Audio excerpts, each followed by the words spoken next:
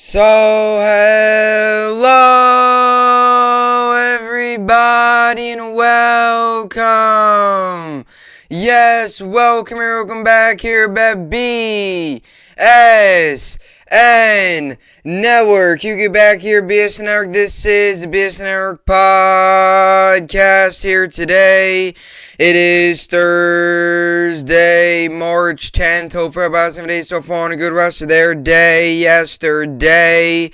It is, in fact, Thursday, March 10th here today, coming off another big night last night in the world of sports. And guess what? Tonight is the big one between the Brooklyn Nets and the Philadelphia 76ers on Broad Street, Wells Fargo Center in Philadelphia, PA. It's going to be a fun one. It's going to be excited. I'm pumped up. 7:30 Eastern tip. TNT, Ben Simmons' long-awaited return. Harden, Embiid versus Irving and KD. I'm pumped up. I'm really fired up for tonight's game. I got a lot of energy. I got a lot of excitement. I kind of got to coop it down a little bit, calm down a little bit, and get to the point of, look, got a game tonight, got to take care of business, got to get a win. Tonight's one of those nights where you get a win. This could be one of these wins that takes the Nets from where they're at now, which is a 500 team, not playing the best basketball recently. You got the win on Tuesday, as we all know. You can get a win tonight. You get a big win on the road. Stakes are obviously high. You start maybe to string a couple wins together. This could be one of these wins that can completely flip around a season. So the craziness has already begun. Ben Simmons leaving the team hotel, and he won't even play tonight. Just imagine if he was playing. But leaving the team hotel today to go to shoot around was getting all sorts of comments from fans, them booing him, them calling him different names that I won't repeat. And then walking to the stadium, it's wild. It's going to be a wild game. And even just the fact that I think the whole Ben Simmons thing is starting to cover up just the fact that Harden playing against the Nets. Like, how is that going to be? How is he going to play? Like, is he going to play good? Is Kyrie going to be able to step up? And at the end of the game, too, it's interesting. Are they going to have any interactions? Is Harden going to have any interactions with KD or Kyrie? Or are they distant from each other? What's going to happen? A lot of stories going into tonight's game. So last night, as we all know, we had a lot of college basketball, which was great. And I've had it throughout the day today. Conference tournaments tomorrow. Kentucky will be in action, depending on whoever wins a couple tonight's games in the standings there in the SEC. Knicks got another win last night. So, all right, so little by little, Knicks are making their season, I don't want to say interesting, but making things a little bit more intriguing for Knicks fans to watch the games. Tonight we got the Nets and Islanders. Nets tonight, Rangers tonight, Islanders tonight. Islanders at home against the Blue Jackets, Nets on the road against the Sixers, Rangers as well on the road against St. Louis. Knicks have a day off. So both the hockey teams on tonight and one of the basketball teams on tonight after last night's win by the New York Knicks on the road. So good win for the Knicks. And little by little, like I said, against the Mavericks, a good team. Starting to get some wins and make Knicks fans maybe a little bit more, okay, we're winning. Well, let's watch. Although Cam Reddish is out for the year with torn ACL. So they win, but they get some bad news on the injury front. MLB Lockout's finally over. It is finally over. You could see I got my Yankees pullover on today. I was gonna do a pod, saw the lockout was done, and I was like, yeah, I can't wait another day for this. So I'm going to talk about it.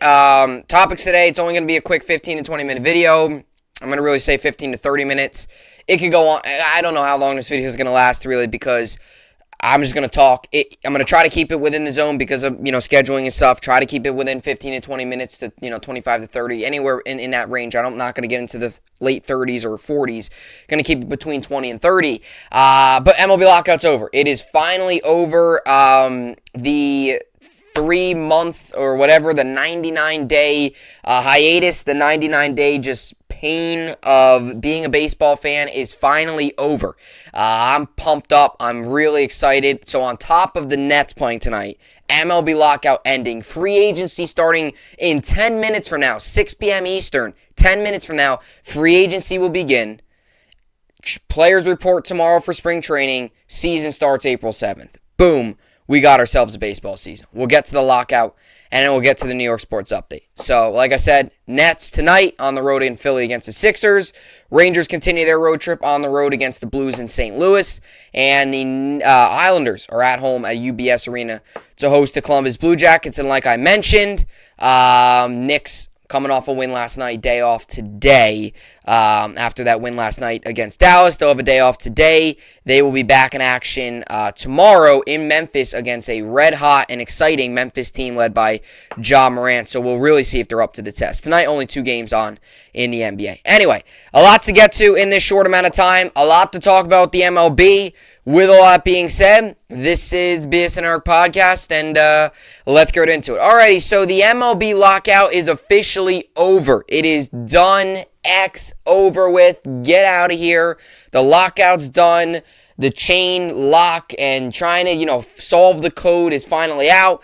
They chopped it. Boom, locks off, and we now have baseball. MLB and MLBPA agreed to new CBA agreement. Opening day expected to be April 7th, and man, am I fired up. I mean, when I heard this news, I am pumped up. I am excited. I am everything that every baseball fan's feeling and should be feeling right now is just building up inside. You get free agency that starts tonight. You get, you're going to have the season start April 7th. And the best thing of this all is we still have 162 games. Now, the deadlines were all over the place, but we're still going to have 162. We're still going to have a normal season. We're going to have that 162-game grind. Yankees grind it out. Mets going to have to grind it out. Wins every team. Going to still have that. And that's super exciting. And this lockout has been going on and on and on and on and on and on and on and so on and so forth. And all this time, 99 days, a hiatus of lockout, nothing being reported. We obviously last week got all the news. Last week was kind of the boiling point. And now, yesterday, they were supposed to get a deal done, never happened. They met again today, boom, get a deal done, and we're talking about a new CBA agreement. So I'm fired up. And look, you're still going to get people, I do believe you're going to get people that don't watch the sport anymore. I think you will. Now, they didn't miss any games, so that is interesting because I think a lot of fans would have really lost interest if they missed a lot of games, especially if you get into 20, 30 games missed. I think fans would tend to lose interest and start to really get frustrated. They didn't miss any games. They extended the season a little bit. So it's starting April 7th instead of March 31st. It's about a week later. We only really missed a week. Now, let's just say the MLB wouldn't have came to a deal today. It would have been another week out of no games, and it probably would have started really postponing. But they obviously enforced a new deadline yesterday. The deadline kind of was passed. They get a deal done today, and we still get a season. And that's all I care about, right? There still is, fans and reason to be, this shouldn't have lasted this long, or, I still wish this never happened. Sure, we all do. We all wish that spring training was in full spring right now and all these teams would have their rosters pretty much finalized. But that's not the case. But look, we're getting baseball. We're going to get a full 162. We're going to get a 12-team playoff. We're going to get a lot of new rules that I actually really, really like. And for the Mets fans out there, you're going to see Max Scherzer. You're going to be able to see if Lindor can bounce back. You're going to see Marte. You're going to see all these guys in their new uniforms this year, and they're going to see them for the entire season. Not a shortened season, not a shortened 100-game season. Good Lord, if we ever got to 60-game season, that'd be really bad. And for Yankee fans like me, now we wait about 6 minutes away. Do the Yankees make any splashes in free agency? Do they go out and make a blockbuster signing to get Carlos Correa or a Freddie Freeman? Do they make a big-time trade to get a Matt Olson? Do they stay put and work with what they got? I hope they don't. I want the Yankees to make a couple moves here and there. But we get baseball. It's a full 162, and you got to be fired up about it. And look, it took a long time. It did. This has been going on since December 1st, and now finally today, March 10th, we get a deal. But a deal is a deal. It is done. We get a full 162, and we're getting a baseball season. And there's still some people out there that, I get it, you're frustrated. You wish that this never happened, and we all do. But there's still some people out there that are saying, this sport's terrible, or, look, you're still going to get a season. You're still going to get a season. It's 162. Now we don't have to worry about a lockout next season or anything like that. You're getting a season. Free agency starts tonight, and boom, it is a marathon to the start of the year. And the players are going to have to ramp up. Players are going to have to ramp up because spring training starts tomorrow. Guys got to report by tomorrow. Players are going to have to start ramping up. Season's less than a month away. So, a deal getting done today. Super fired up. And also, it's kind of like one of those things where look, players got to start to get going. They got to get going here. You got less than a month. Got to get rolling. Got to get training, right? Opening day was supposed to be March 31st. Now it's going to be April 7th. And super, super, super fired up. And I'm really hoping that, I'm really hoping that, this is something that, I'm really hoping that this is I'm really hoping that this is something that doesn't happen again. And I'm really hoping that this is a successful season and we don't get a season where, guys get frustrated, something like that. Just pumped up. So, like I said, I really don't know what to say. I mean, I'm just so excited that baseball's back finally. I mean, geez, it's been so long. There was definitely that time there as a fan. I mean, I'm not joking. There was that time there as a fan where I definitely thought that there wasn't going to be a season. Maybe not that bad, but I definitely thought that there was going to be 30, 40 games that were missed. There was times in the negotiations, especially going into last week with, how they really blew up late. There was a lot of people saying, and myself included, that were on that train of, we might not see baseball, we might not see opening day until June. And that stunk as a fan, to just wait and be like, wow, you just got to wait till June. But look, get a deal done. Boom, deal's done. Seal it up. Get going. Get the guys in spring training. Get free agency started. Free agency starting in 3 minutes, by the way. 6 Eastern. I don't expect any major deals to happen off the bat. But look, the question now is, what do the Mets do? Do the Yankees go out and sign anybody? I mean, the Yankees got work to do. No doubt about that. Mets might be more quiet because they went out and signed a lot of their guys pre-lockout. But there's still some big names on the market. What's going to happen with Trevor Story? What's going to happen with Carlos Correa, Freddie Freeman, Matt Olson? I know Matt Chapman's popped up in some. What is going to happen around the MLB? What are the Yankees going to do? Are the Yankees going to pull off a blockbuster trade and send Gleyber Torres somewhere? Are they going to, like I said, sign or go out and trade for Matt Olson, make a blockbuster signing for Freddie Freeman? Are the Yankees going to do any of this? Question will be answered very soon. And I think free agency is going to be very, very, it's going to be fast-paced, I think. You're going to get a lot of teams. I think you're going to see some deals get done tonight where a lot of teams are going to get on the phone quickly, start talking to guys, get deals done, get them into getting into spring training. Because the longer and longer these guys don't get deals done, the less and less time they have to prepare for a season. Let's just say you sign a guy to a massive 5-year deal and you give him 2 weeks to prepare and the first season's a complete dud because he was rushed to get ready. That's a bad year on the contract. So I think you're going to see a lot of teams, Yankees that hopefully, Cashman tends to fall asleep during free agency, but Yankees hopefully. I would love to see the Yankees make a couple moves. I would also last year teams clearly didn't work. There needs to be upgrades. There's no doubt about it. And first base needs to get ironed out. Okay, fine. If you're not going to switch anything else, if you're going to keep all the positions the same, first baseman, there's questions. Is it Rizzo? Is it Voit? Is it going to be Freeman? Is it going to be Matt Olson? You got about 4 choices. What are you going to do with it? Because Rizzo's a free agent, so you got to bring him back, or you're just going to roll Voit and then hope, bring in backup. You got to figure something out. So, I think a lot of teams, you're going to see a lot of deals done within the next 24 to 48 hours just because teams are going to want to get guys into camp as quick as possible so they can get ready, get as many spring training games under their belt as possible, and really start to ramp up before the season. Because you risk the factor of signing a guy to a massive deal, him not being ready for this season, and then having a down year the entire year. So I think you're going to see that. It's a crazy time in sports, too, because you look at it, you're going to have MLB spring training starting, today. Then you're going to have NFL free agency, MLB free agency starting today. You're going to have NFL free agency starting next week. NHL trade deadline shortly thereafter. On top of MLB spring training, it is a wild time. And then on top of that tonight, maybe some moves happen throughout the game. But on top of that tonight, we got the Nets. I got the Rangers to watch. Plus MLB free agency. Just a wild night tonight in sports. It has just hit 6 Eastern, by the way. So, it is just hit 6 Eastern. So, free agency, I guess you could say, is officially open. It's gonna be fun. It's gonna be exciting. I'm pumped up. Alrighty, so let's get to the. Alrighty. Let's see.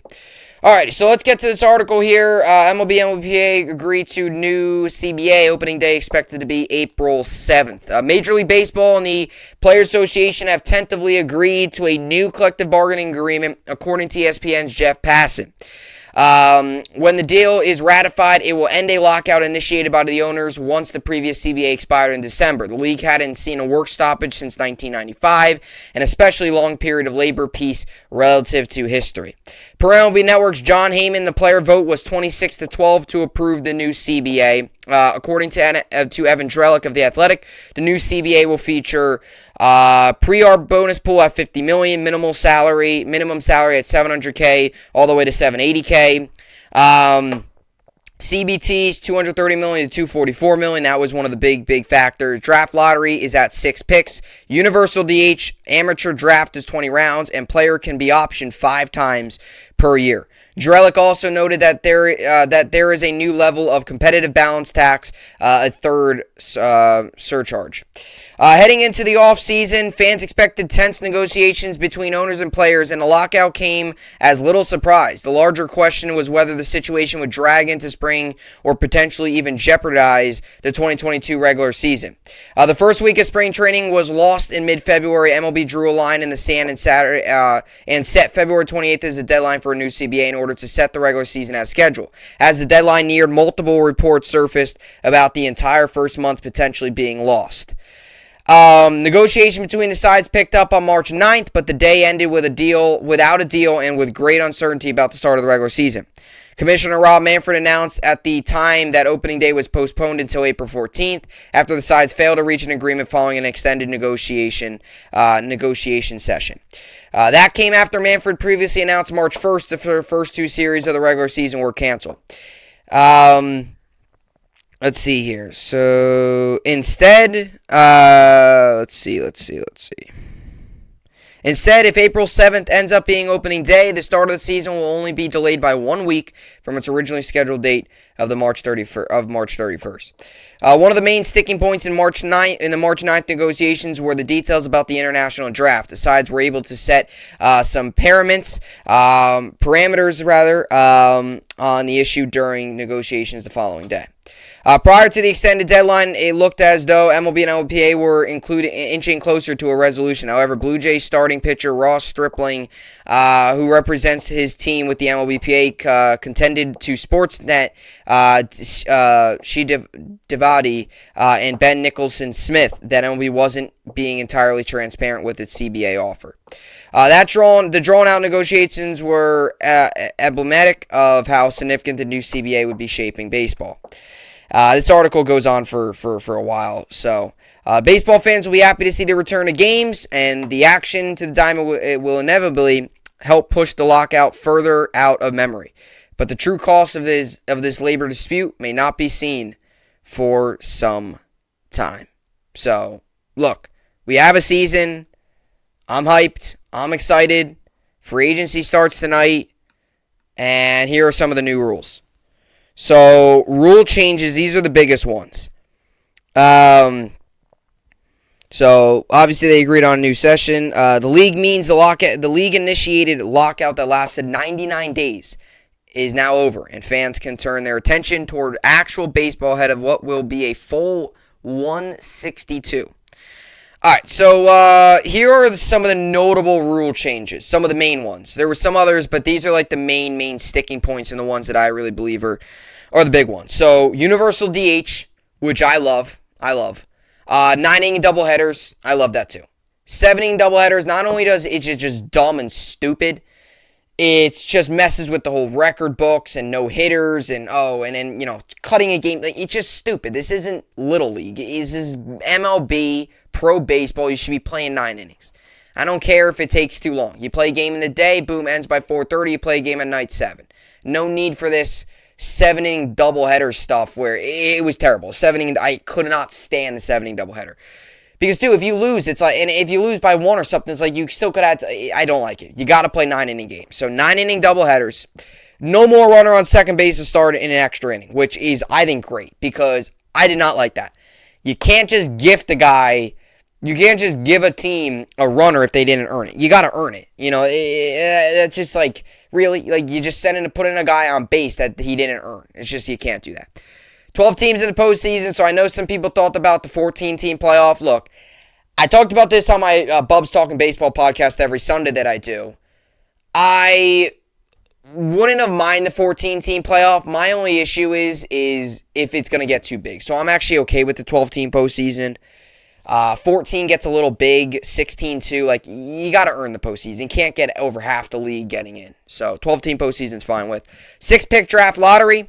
So that was one of the things that they were negotiating. Draft was a big discussion, which was kind of frustrating as a fan because I know the draft matters, but in terms of actual season, they were worrying about the draft. Like, let's worry about the season. Drafts later on. 20-round amateur draft. Players can be optioned 5 times in a season. So now 5 times. So they can be optioned 5 times. No more 5 times in a season. 40 to 45-day window for the league to implement rule changes for 2023 that include a pitch clock, ban on shifts, and larger bases.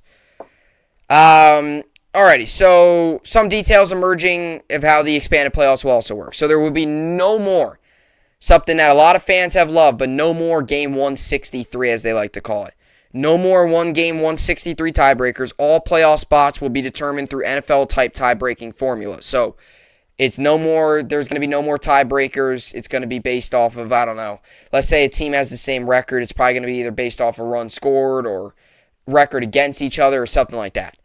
And no reseeding for the league divisional series. First seed plays winner of 4 versus 5 wild card series. Second seed plays 3 versus 6 winner. So a little bit of changes in the playoffs, which I think could create some fun storylines and some drama.